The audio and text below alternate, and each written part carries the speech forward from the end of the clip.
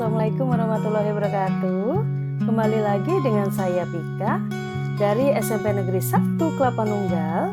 Kembali lagi saya akan memaparkan modul 1.2 dalam ruang kolaborasi. Hari ini saya akan membahas tentang nilai-nilai dan peran guru penggerak. Stay tune ya. Langsung saja kita bahas nilai-nilai dan peran guru penggerak yang pertama. Untuk nilai serta peran guru penggerak yang pertama adalah berpihak pada murid. Yang mana definisi dari berpihak pada murid artinya pendidikan yang menuntun tumbuhnya potensi, minat, bakat, serta sesuai dengan kodrat alam dan kodrat zaman anak. Apa sih itu? Jadi seorang guru itu sudah sepatutnya, seyogyanya harus bisa menuntun peserta didiknya sesuai dengan potensi yang dimilikinya. Artinya, seorang guru harus bisa menemukan potensi serta bakat ataupun minat dari peserta didiknya, yang mana dikondisikan dengan kodrat alam dan kodrat zaman. Kodrat alam itu akan disesuaikan dengan kondisi alam serta lingkungan yang ada. Sedangkan kodrat zaman, ya tentunya seorang pendidik juga harus mengikuti dengan perkembangan zaman di dalam pembelajarannya. Kita lanjutkan dengan kegiatan yang berpihak pada murid.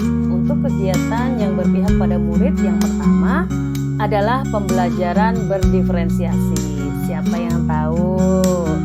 Nah, betul sekali. Tentunya kami semua kaum pengajar itu sudah sangat familiar dengan pembelajaran berdiferensiasi. Pembelajaran berdiferensiasi yaitu adalah teknik instruksional yang mana biasanya digunakan oleh seorang guru, di mana seorang guru akan menggunakan berbagai cara ataupun metode guna untuk memenuhi kebutuhan siswanya di kelas. Kebutuhan siswa itu beragam ya, bisa dilihat dari metode, juga minat bakat siswa, gaya belajarnya, dan lain sebagainya. Yang mana itu semua dilakukan oleh seorang guru guna tercapainya pembelajaran yang bermakna. Dalam pembelajaran berdiferensiasi ini, seorang guru akan menggunakan berbagai macam metode supaya peserta didiknya juga merasa nyaman, aktif, bisa menyalurkan minat dan bakat yang dimiliki dengan ceria di kelas. Seperti itu. Kegiatan yang berpihak pada murid yang kedua adalah melaksanakan kegiatan pentas seni. Tentunya di setiap sekolah, kegiatan pentas seni ini seringkali ditunggu-tunggu loh oleh peserta didik. Mungkin gak hanya peserta didik, oleh Bapak Ibu guru, oleh orang tua siswa. Untuk kegiatan pentas seni ini seringkali dinantikan.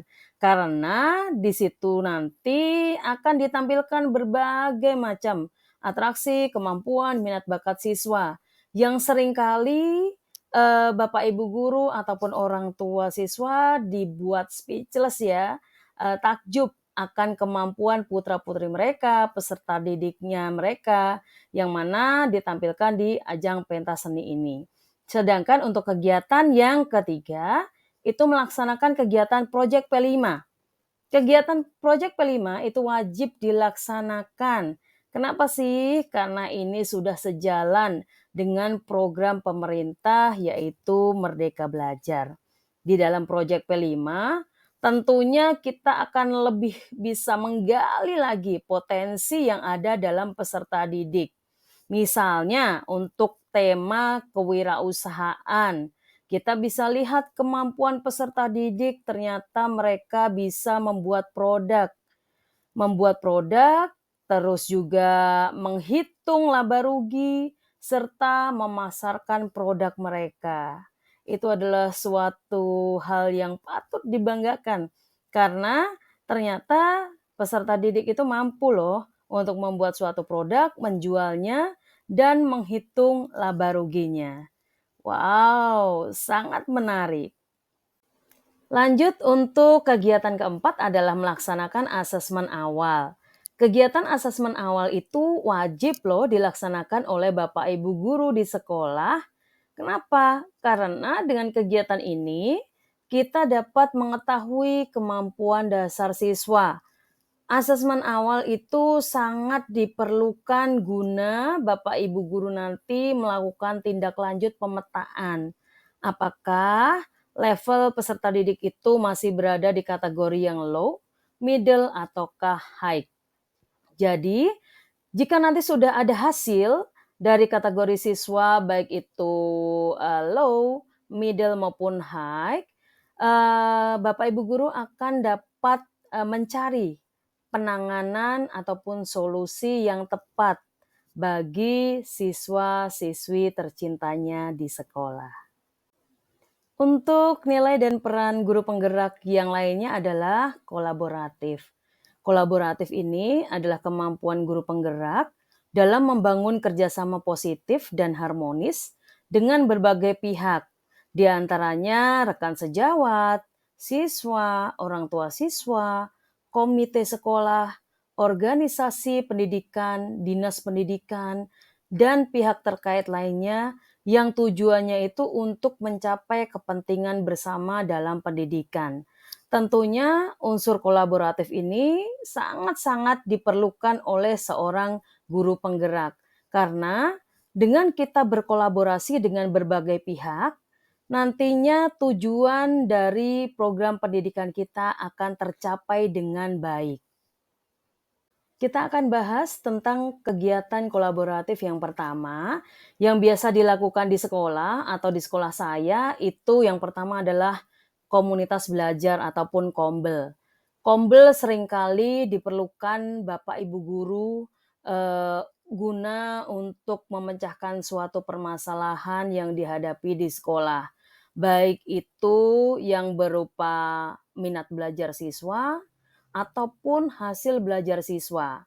Untuk di sekolah bervariasi, intensitas kombel itu dilaksanakan. Bisa sebulan sekali, 1 bulan 2 kali, atau bisa rutin 4 kali dalam, jangka waktu 1 bulan atau per minggu. Nah, untuk kombel ini sangat efektif untuk menyelesaikan semua problematika Bapak Ibu guru di kelas yang mana masih mempunyai kendala ataupun permasalahan dengan proses belajar peserta didiknya.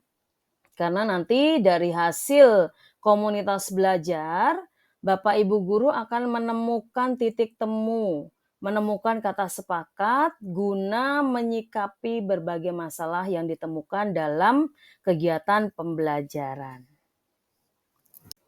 Kegiatan kolaborasi yang kedua adalah membimbing siswa dalam kegiatan ekstrakurikuler dan juga kegiatan diskusi di kelas. Nah, di sekolah kami biasanya dalam kegiatan ekstrakurikuler kepramukaan itu diselipkan namanya kegiatan masak rimba. Kegiatan masak rimba ini sangat edukatif loh, karena tidak hanya diikuti oleh peserta didik, tapi seluruh seluruh unsur pendidik maupun, orang tua siswa biasanya tak jarang juga suka hadir. Nah, di dalam, masak rimba, siswa akan diajarkan oleh Bapak Ibu guru caranya memasak. Jadi mengolah suatu makanan ataupun produk. Nantinya mereka akan tahu yang mana, awalnya mereka tidak bisa membuat indomie goreng ataupun, nasi goreng, ternyata mereka bisa membuat. Dan itu sangat membanggakan bagi siswa. Nanti setelah mereka itu berhasil, mendapatkan juara, mereka akan diberikan gift ataupun reward dari Bapak Ibu guru dan dinobatkan di tengah lapangan. Tentunya mereka akan diberikan piagam penghargaan juga. Yang mana kegiatan ini sangat didukung oleh orang tua siswa. Siswa biasanya sangat excited dalam mempersiapkan baik itu bahan-bahan makanan ataupun bahan-bahan yang digunakan untuk memasak maupun barang-barang yang diperlukan untuk memasak. Jadi sangat-sangat edukatif sekali untuk kegiatan masak rimba. Untuk kegiatan diskusi di kelas tentunya Bapak Ibu guru sudah sering melaksanakan di kelas. Kegiatan diskusi ini juga banyak manfaatnya karena melatih siswa untuk mengemukakan pendapat, melatih siswa untuk bisa sharing pendapat, untuk bisa menerima pendapat orang lain ataupun pendapat temannya, dan juga melatih fokus melatih kerjasama tim. Jadi semuanya bisa bekerja sama dalam diskusi. Itulah gunanya kenapa kegiatan diskusi itu sangat diperlukan. Di akhir kegiatan diskusi biasanya Bapak Ibu guru juga menyisipkan refleksi dan itu sangat penting dalam kegiatan pembelajaran di kelas. Kegiatan kolaboratif yang ketiga adalah membimbing dalam melakukan kegiatan kerja bakti. Untuk kegiatan kerja bakti ini juga seharusnya rutin dilakukan di sekolah, karena sekolah itu akan nyaman kalau, kondisi lingkungan sekolah itu bersih. Siswa akan merasa nyaman, belajar di kelas, nyaman berada di halaman sekolah, kalau seluruh, kelas dan juga halaman sekolah itu terlihat bersih.